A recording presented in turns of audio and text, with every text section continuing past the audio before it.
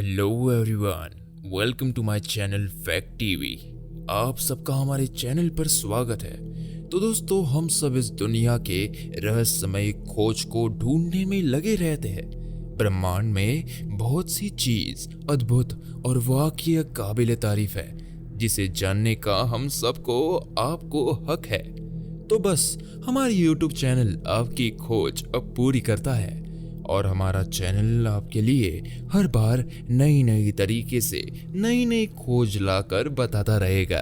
तो चलते हैं आज की एक अलग कहानी और घटना पर जो आप सबने बिल्कुल नहीं सुना होगा। भानगढ़, एक भूतिया किला, 3 रहस्यमय कहानी। भारत में कई डरावनी और भूतिया जगह है जिनसे जुड़े कई रहस्यमय मशहूर है। जब भी डरावनी किले की बात हो तो भानगढ़ का नाम सबसे ऊपर आता है। भानगढ़ किला का खौफ कितना है कि लोग वहां तो सुबह भी जाने से कतराते हैं। कहते हैं कि जो भी उस किले में रात को ठहरता है वो दोबारा कभी नहीं आता। इसलिए सरकार ने खुद वहां पर बोर्ड लगा रखा है कि रात को आना निषेध है। भानगढ़ का किला जयपुर और अलवर शहर के बीच सरिस्का सेंचुरी से 50 किलोमीटर दूर स्थित। भानगढ़ के किस्से तो आपने सुने ही होंगे, पर उसके 2 किस्से हैं, ये आप नहीं जानते होंगे। तो आइए जानते हैं इसके पीछे की कहानी। नंबर 1, पहली कहानी है गुरु बालूनाथ साधु की। 16 या 17वीं शताब्दी के बीच में इस किले का निर्माण आमेर के महान मुगल सेनापति मान सिंह के छोटे भाई राजा माधव सिंह ने करवाया था। ऐसा माना जाता है कि जिस जगह पर इस किले का निर्माण किया जा रहा था तब वहां एक साधु की तपस्या चल रही थी। मतलब वो उधर एक जगह साधु के तप की थी। राजा ने उनसे अनुरोध किया कि वो यहाँ किला बनवाना चाहते हैं। तब साधु ने किला बनाने की अनुमति दी, पर इस शर्त पर दी थी कि किला या उसके भीतर की कोई भी इमारत उनके घर से ऊंची नहीं होनी चाहिए, ताकि किले की छाया उनके तप की जगह या उन्हें नहीं छूनी चाहिए। अगर ऐसा हुआ तो ये किला नष्ट हो जाएगा। कहा जाता है कि किला माधो सिंह के पोते अजब सिंह ने इसे चेतावनी को नजरअंदाज कर किले की ऊंचाई बहुत बढ़ा दी थी, जिसके परिणाम स्वरूप साधु के घर पर छाया पड़ी और शहर नष्ट हो गया। नंबर 2, दूसरी कहानी है तांत्रिक सिंधिया की।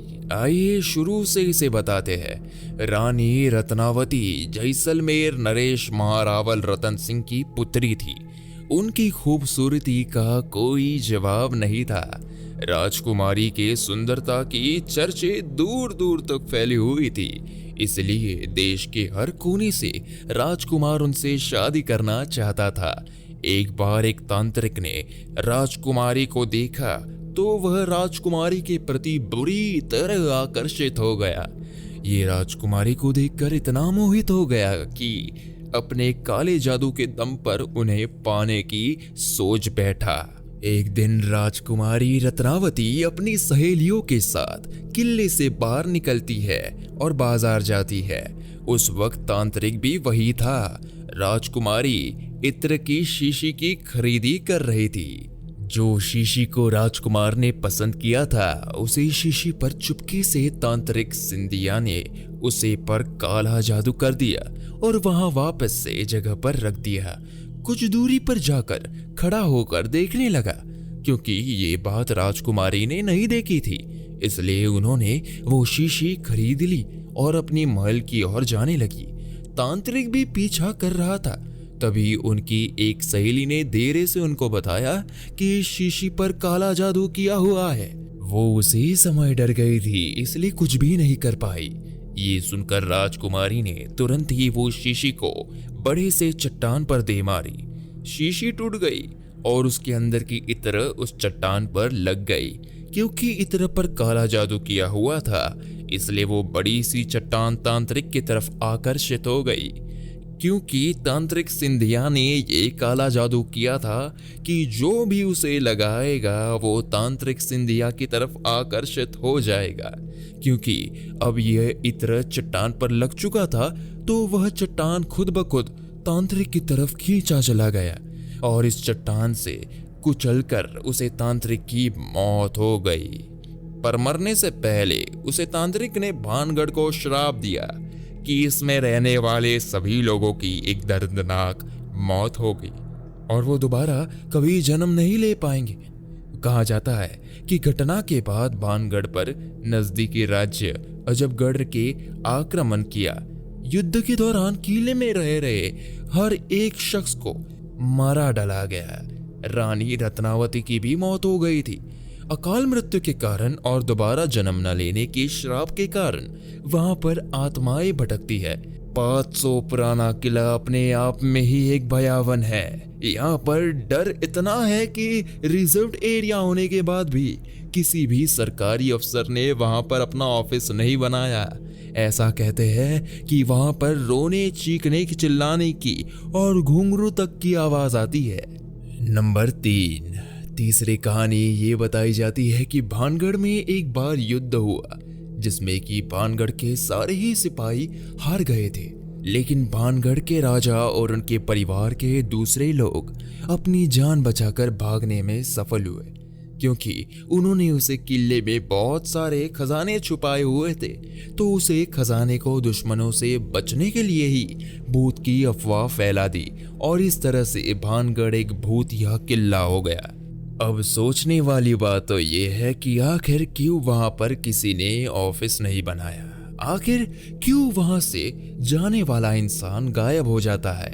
आखिर वहां पर किन लोगों की चिल्लाने की आवाज आती है? आखिर एक रात में पूरा गांव कैसे गुजर सकता है? और जो भी बचे हुए निवासी थे वो आखिर भानगढ़ छोड़कर क्यों गए? इन सभी सवालों का जवाब नहीं है, इसलिए हम उन कहानियों पर विश्वास हो जाता है जो गुरु बलूनाथ जी की है और सिंधिया तांत्रिक की है।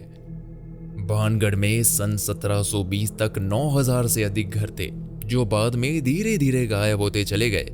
इस किले के परिसर में भव्य हवेलियां, मंदिरों और सुनसान बाजारों के अवशेष है जो इसके सुनहरे इतिहास का संकेत देते हैं।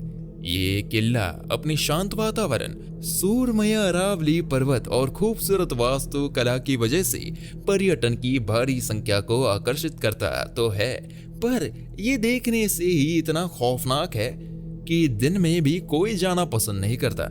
तो आपको क्या लगता है? ये बात कमेंट सेक्शन में जरूर बताना। तो आज के लिए बस इतना ही। जानकारी पसंद आई हो तो हमारे चैनल को सब्सक्राइब जरूर करें और बेल आइकॉन दबा दे ताकि नई वीडियो की अपडेट आपके पास आते रहे। लाइक, शेयर और सब्सक्राइब करना बिल्कुल भी ना भूले। अब मिलते हैं अगले वीडियो में, तब तक के लिए बाय एंड टेक केयर।